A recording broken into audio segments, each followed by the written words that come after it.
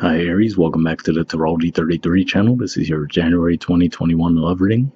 Hope you guys are having a good holiday season and a happy new year.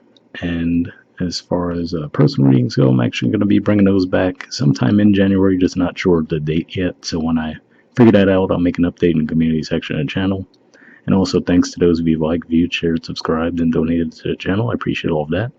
As far as what we have in front of us, it's what I call the bridging the gap spread, and the way it works is the cards on the left side represent your energy toward the connection with your main love interest.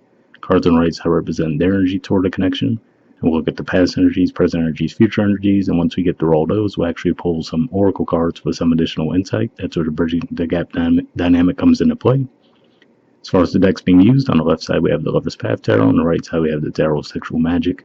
And also keep in mind it's a general reading, so I'm going to be referring to the cards on the left as your energy and the cards on the right as the other person's. If you feel like it should be the other way around, then definitely trust that. Alright, so with all that out of the way. Past energy on your side. We have Two of Coins, which is Capricorn energy. Queen of Coins, which is more Capricorn energy. Desire, which is actually the equivalent of the Chariot, which is Cancer energy, and Ace of Coins. So, interesting mixture of energies here, but what I'm really seeing with this is, always when I see this card, I think of the hot and cold energy, because that one heart on the coin over there looks like it's red, and then the other one looks like it's kind of grayed out. So that's what gives me the hot and cold vibe there, and for some reason it won't focus. But you can kind of see it. So that's what I think of when I see that energy. So it could just be saying that that's how your feelings have been toward this person. And, maybe you've been trying to decide, could you see something long term with them? But I do feel like the desire is there, so you could just have a very heavy physical attraction to this person, but you could just have a bit more of a question as to whether you could actually see something long term with them. And because of that, you might be a bit more guarded as far as that goes. That's what I'm seeing there. And for others of you, you could just be saying that you've had a very heavy focus on your work, and you do want to, or at least in the past you wanted to reconnect with this person, but you could have just been so pulled away because of all your work responsibilities, which would make sense with all the stuff you had going on in your 10th house. Past energy on their side, we have the Four of Swords, which is Libra energy, and Nine of Wands, which is Sagittarius energy. So this energy usually represents healing from a past connection. Of course, it comes after the Three of Swords, so they could have been going through heartbreak themselves. And then with that Nine of Wands energy, it usually represents an energy of being a bit guarded. So, could just be saying that this person might have been a bit guarded as well. So really, you could see where both of you could have been contributing to difficulties in the past, where as far as if you were kind of closed off, like, I'm not sure if I could see some long term with this person, and this person has their guard up, might not have been too much authentic expression between the two of you in the past. Let's see if anything else comes to mind with this. But yeah, it does look like they probably did see long-term potential with you, probably a little bit more than you saw it in them. But at the same time, it could be possibly you guys might have been living at a distance from each other, so that could have been part of why there was a guard up as well. Alright, present energy on your side, we have the Eight of Arrows, which is Gemini energy, and the King of Cups, which is Scorpio energy. So with the Eight of Arrows, obviously this looks like an inability to express yourselves as far as communicating. You could just be a bit stuck in your head trying to think about what to do regarding the connection. And with the King of Cups, Scorpio energy, that can represent being a bit closed off. And really could just be saying that, again, I feel like you have that heavy physical attraction to this person, but emotionally you might not feel like opening up to them right now, especially given that his back is turned to the cards on that side. So it still looks like you guys have your guards up and you're not quite sure how to approach this connection. Alright, present position on their side, we have the Three of Chalices, which is Cancer energy, Seven of Chalices, which is Scorpio energy, and the Four of Chalices, which is Cancer energy. So see two cards of Cancer and then the Scorpio in the middle. But really with this, the Three of Cups to me usually represents passion and seeing the fertility within the connection with that egg there. It's what that always makes me think of. So I feel like, again, it seems like they do see the potential there. With the Seven of Cups, we do see some confusion, some back and forth on their end. So again, it could partially be because they were healing from their own thing anyway, like we saw in the past, but at the same time, it might be your closed off energy that has them kind of doubting things. And then with the Four of Cups here, this, I don't know, just their body language and everything always seems a bit shady to me with this card. So it could just be saying that, there could even be some people putting stuff in their ear, as far as, if they explain to you, oh, this is how Aries is treating me, they might give them all like these worst case scenario things, where, oh, they're probably doing this, they're probably doing that. So that's one thing that definitely sticks in my mind there. So I'll just be saying, because you guys are a bit closed off with them, they might be starting to lose faith in the connection. All right, and future energy on your side, we have the King of Arrows. So this is Aquarius energy here. And again, I definitely get that energy of being super detached. Just like the King of Cups was pointed in the opposite direction from the cards on this side, we see the same thing here with the King of Arrows. But again, I feel like you're still thinking things through, You're not quite ready to leave it all together, but at the same time, you're not sure what to do regarding the connection. So, could just be something that might be a bit more temporary and it might pass as time goes along. But it definitely looks like, at least for this month, from what I'm seeing, for the most part, it looks like you guys are still going to be in that energy where you're not quite sure how you want to handle the connection. And in the future position on their side, we have the Five of Pentacles. So for some of you, this can mean that they might actually end up leaving the connection, but more so than that, I feel it's more likely that this is saying that they're going to be the ones that are feeling rejected just from the energies I'm seeing on your side versus theirs, where it looks like you're really just pulling back and trying to think about what your next step should be, whereas this person at least seems to be the one that is more likely to be trying to bring the passion to the connection. So that's what I'm seeing there. And bottom of the deck on your side, we have Grace, which is the Star card. So, this could just be saying that you might get some insights around what to do around this connection as we get closer to Aquarius season, which will be toward the end of January. And then we'll have that full moon in Leo, which is your fifth house of romance and creativity. So you might finally be able to make up your minds closer to the end of January. Interestingly enough, beneath that too, we have contemplation, which is the Hermit card. So again, like I said, it feels like you guys are really heavily analyzing this connection right now and not quite sure which way to go with it. And then bottom of the deck on their side, we have the Seven of Wands. So usually, this is Leo energy for one, but usually it represents, standing up for yourselves, really putting up a fight for what you believe in. So it could just be saying that this is the energy they're in, where, like I said, it does seem like they're putting in more of the effort, quite frankly, compared to you guys. Even though, like I said in the past, it looks like they might have been pretty guarded as well, but it seems like they are going to shift forward toward making an effort. As to whether or not you're going to start putting that effort in, I'm not necessarily seeing that this month, but, again, I also see that you guys aren't ready to flat out leave it behind either, so it seems like you're definitely still undecided. All right, but we'll check on the Oracle cards next, see if we get anything. First, we'll see if we get anything for the Aqua Moonlight deck here. I did pre-shuffle this deck, and what I'm looking for is just some unspoken messages from you to them, and then from them to you. So if I shuffle for a while and no jumpers come up, I'll just take that as a sign and move on to the next deck, but sometimes we could get some additional messages here, which could be helpful.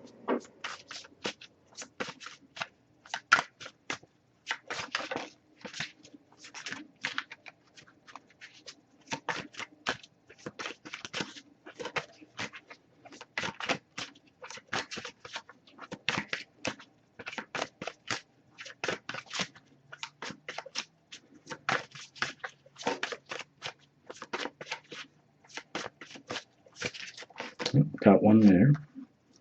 And next we'll see if we get any from them to you.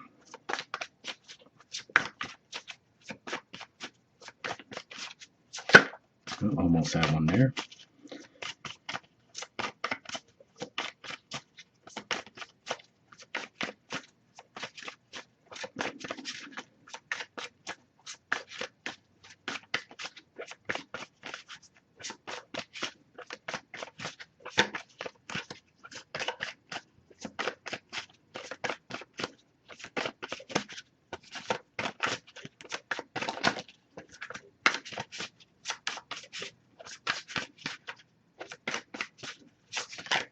got one there. Okay, so let's see what we got.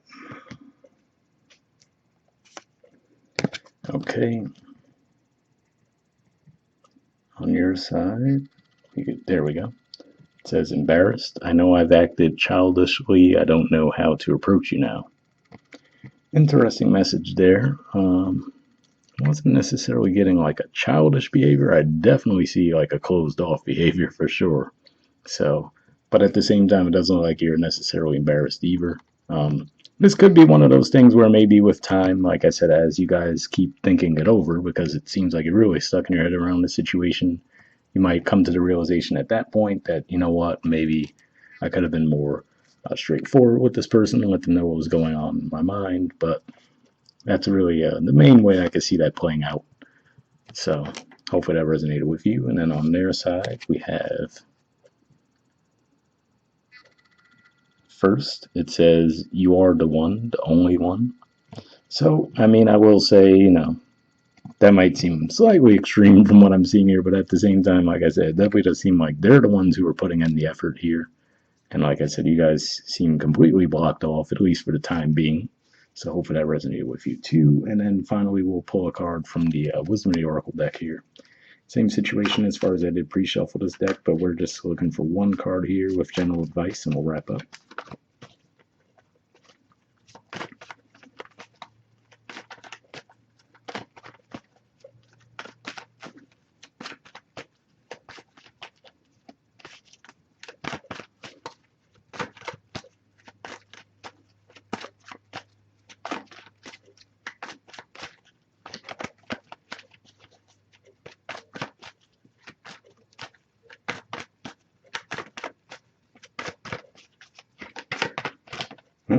Got two actually, so all right. Let's see what we got. First, we have New Life. There's the artwork, and the number is 39. So we'll see what that says.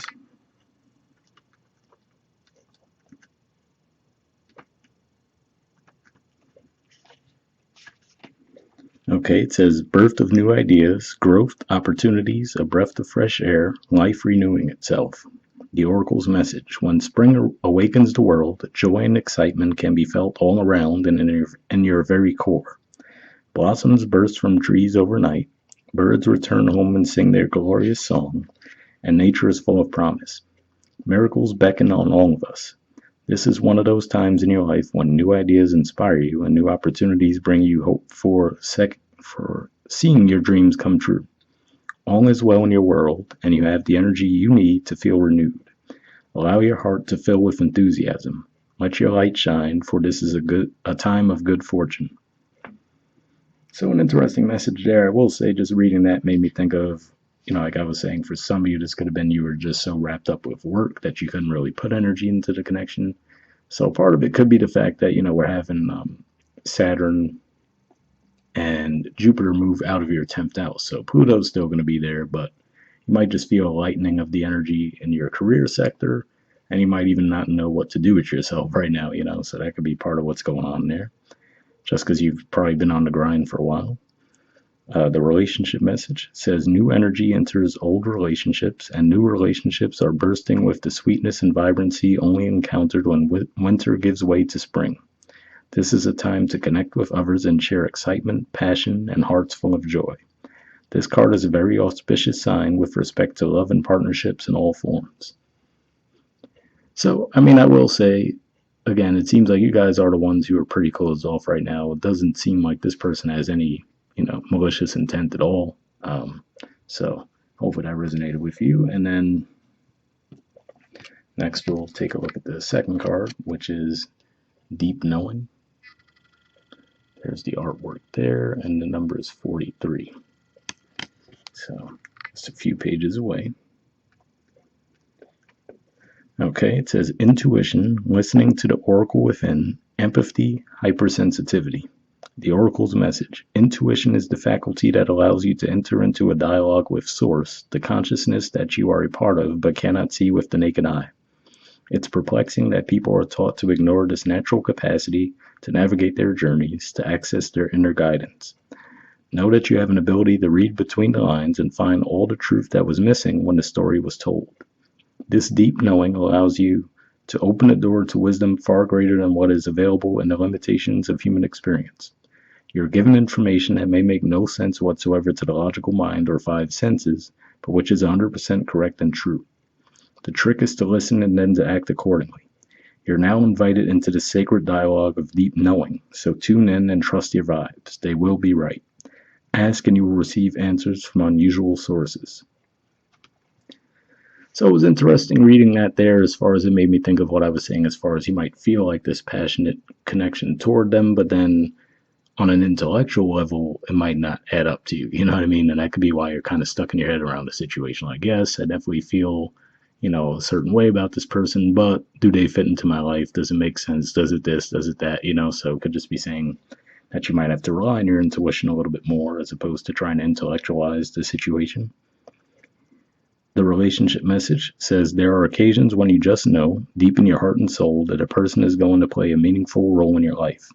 Someone crosses your path, and suddenly, out of the blue, you're connected at a level impossible to describe. That feeling marks a moment in time etched indelibly onto your soul. Someone has entered your life who will be instrumental in your journey, so pay attention. Two hearts are calling to each other to begin an alchemical process. This is also a sign that your intuition about the person you care about is correct. Trust your heart to lead you now. Magic is about to happen. So yeah, again, definitely says like it's saying trust your intuition, which is interesting too, as far as obviously Scorpio energy, which we see in your present position, is very known for being in tune as far as intuition goes, and then versus that Eight of Arrows energy again, where you might just be trying to over intellectualize something. So definitely looks like it's saying that the smoother path for you guys would be to actually trust your intuition this month. So hopefully that resonated with you guys. Wrap up there. Once again, hope you're having a good holiday season and a happy new year. I'll see you all next month. All right, bye.